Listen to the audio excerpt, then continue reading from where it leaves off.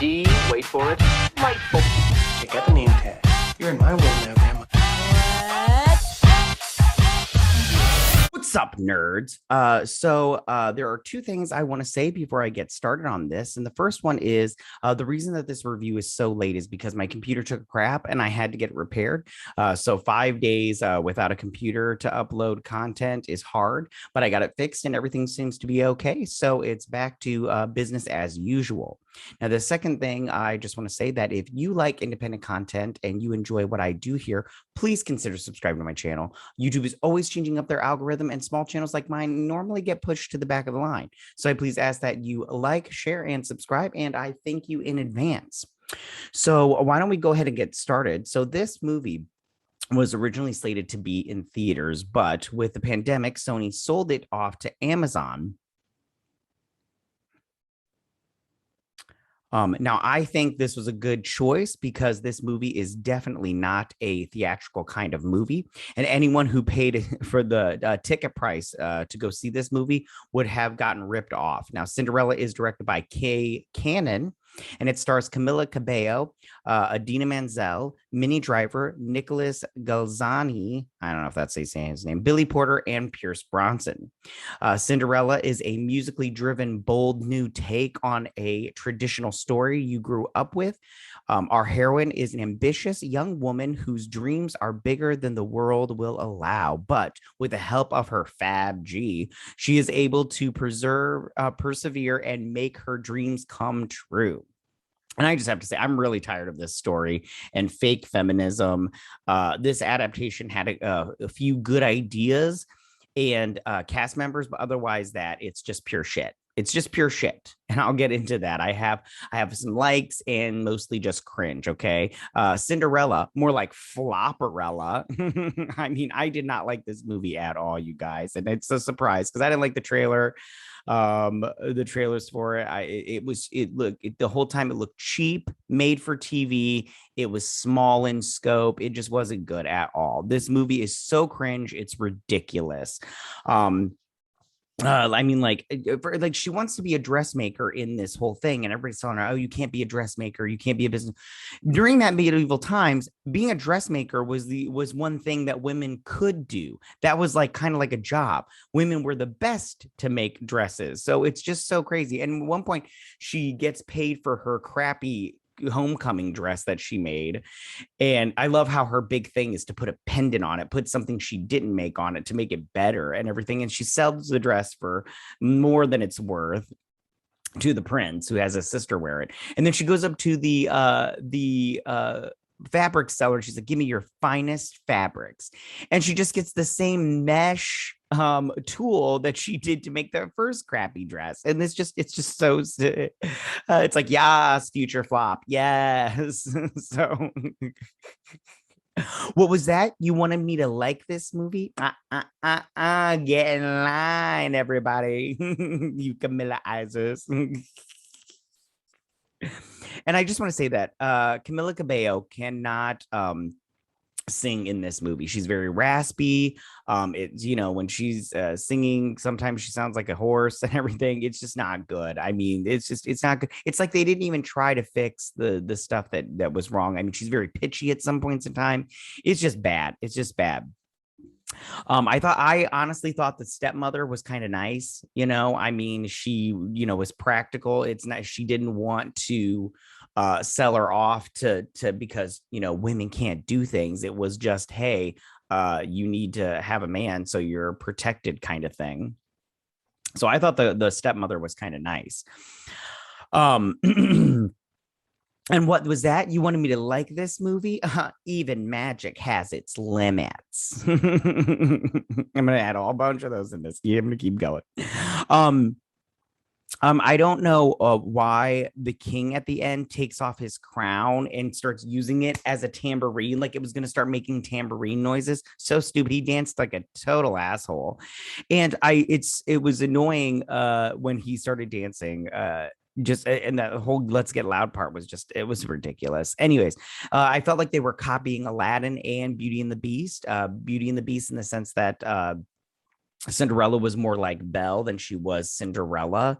And the fact that Aladdin, like he's the prince goes to a marketplace looking like a little pirate and everything, it just was not good and everything. Also, when they did What a Man in that British accent with those ladies doing it, it was so like weird and just like I don't know, like it's like they picked the weirdest songs for this movie, and I'll get that just one more second.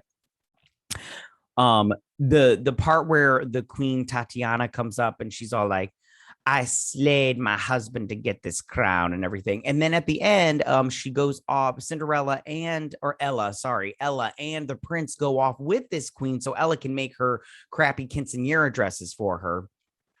And as soon as the prince goes with, she could just kidnap this murderous queen, this murder queen. She can kidnap the prince, and then we have an international incident, you know, and then they go to war because now it's a hostage situation. It's so stupid. It's so stupid. And then I think that the get Let's Get Loud song, I was just like, what is going on here? She's like, no, you are wrong. Oh, that felt so good. Like, what? It's so stupid. Then the princess with her whole wind power thing was so stupid. Every time she talked, I was like, why are you talking? Like, I got it. You're the bestest ever. You can do anything, Princess Gwen, with your climate change that doesn't exist in this time period because the Industrial Revolution hasn't happened yet. And I like how she's all like wind power, but you know, they didn't have electricity at that point in time. Like there was no electricity during the time of Cinderella. And you're talking about wind power. And they had those mills that were in water that would be coming first. Like there wasn't, she's all like, our coal power. There's no coal power at this time. The people that wrote this movie, it was Kay Cannon that wrote this movie. She directed it too. You did not look up what you're talking about. I mean, then the whole war profiteering like nonsense with the catapult thing, it was so stupid. So stupid. I think that the modern slang really hurt this movie with the Yas Queen and everything, and the Yos. Like when the town crier, I didn't like him either. This was played by Doc Brown. This was originally supposed to be Missy Elliott with him and his little lesbian band members. But I just think that this part was so obnoxious, and you can tell that they filmed this after they had filmed the whole movie, because if you notice, he doesn't interact with any of the main characters at all. And I would have liked to have seen what Missy Elliott would have done, because I do like Missy Elliott. She's like the best. And I'm not saying that the guy, Doc Brown, did a bad job. It just seemed so out of place. And him saying yo like he said yo like 12 times during that second song. And I'm all like, yo, can we calm it down on the modern slang in this movie? The play fighting with the friends and the prince was so stupid. Like when that one princess was all like drinking that thing, and she's like, well, that's disgusting. And then she's all like, and he's all like, being drunk and hunting for a fox is really hard. And then they started play fighting. No, it's not. And he started play fighting. It was so weird and stupid. The Prince's songs were weird and didn't make sense. At some point, like when he was all like doing the song, the very first song where it was the Queen song, and he was all like, every day I work hard. I worked hard every day of my life. I can't remember the lyrics off my head. He's singing this right in front of his servants. I mean, what a disconnected asshole that he can't understand that like, there are actually working people in front of you. And it didn't make any sense to the like, oh, can anybody find me love? It's just, it didn't make sense with the lyrics wise with this character. At the ball when the cello lady smashes her cello, so weird. In this time period, some people wouldn't even own their instruments, and if they did, they usually owned one. So smashing it just seems so stupid. And then James Corden, the part where his mouse body, and then he's got James Corden, and he's like, stop looking at me, stop looking at me. So stupid. I don't like James Corden anyways, but that part was just so stupid. Some positive, Idina Menzel was great in this movie. Like I said, I thought she was nice. And I think that her Material Girl song was really good. She did a great job with that song. It fit in with that part and that character. And I thought that was really good. Billy Porter as Fab G, the fairy godmother, was great. That was the high point of this movie. That was the tip of this movie, the high point of this movie. And and he wasn't in enough, in my opinion. His dress was fantastic. His dress was the best dress in the entire movie. And I think that I just think that this movie, like I said, it's fake feminism, and I'm so sick and tired of seeing it.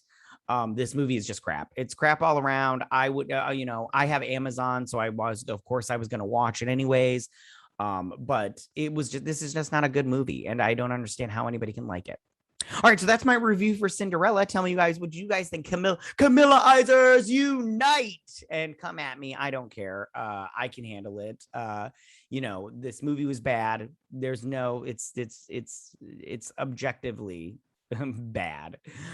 So yeah, go ahead and leave all your comments in that section down below. If you like this video, go and hit that like button. I won't mind. If you're new to my channel, please hit that subscribe button. I'd greatly appreciate it. And I will see you guys on my next movie review. You guys have a good day. Bye.